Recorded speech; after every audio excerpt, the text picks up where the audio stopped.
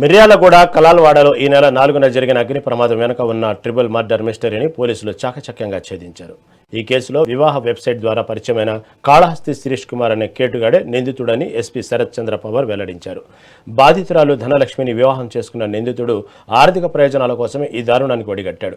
పక్కా పథకం ప్రకారం ఇంట్లోకి ప్రవేశించి నిద్రిస్తున్న వారిపై పెట్రోల్ పోసి నిప్పంటించి ముగ్గురిని సజీవ దహనం చేశాడు. సీసీటీవీ ఫుటేజ్లు, సాంకేతిక ఆధారాలతో నిందితుడిని పోలీసులు అరెస్టు చేశారు.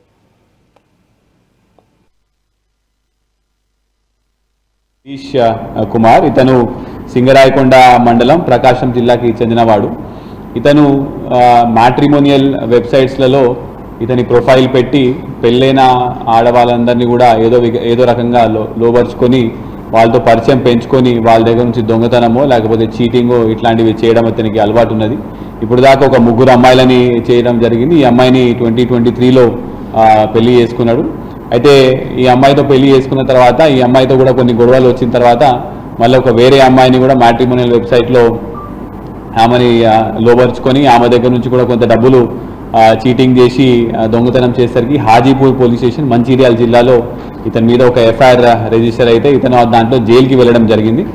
ఇతను జైలుకి వెళ్ళిన తర్వాత కూడా ఇప్పుడు ఈ విక్టిమ్ అంటే ఇప్పుడు వీళ్ళ మదర్ ఈ అమ్మాయి ఇంకా అతనికి బెయిల్ ఇంకా ఏం అప్లై చేయలేదు, ఇతనితో ఫోన్ మాట్లాడడం లేదు, ఇతనికి ఎటువంటి సహాయం చేయలేదు అని చెప్పేసి ఇతను జైల్లో కక్ష పెట్టుకున్నాడు.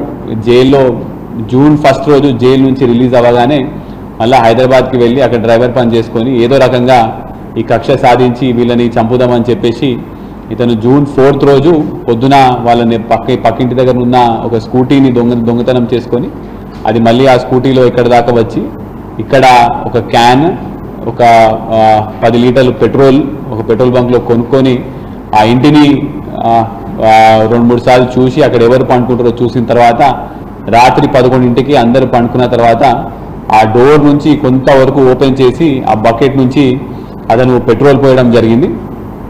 ఆ పెట్రోల్ పోసిన తర్వాత సడన్గా వాళ్ళెవరో లేస్తున్నారు, వాళ్ళ అమ్మమ్మ లేస్తుందని చెప్పి గమనించి ఆ తొందరలో అగ్గిపేట అంటించేసి అక్కడి నుంచి పారిపోయాడు.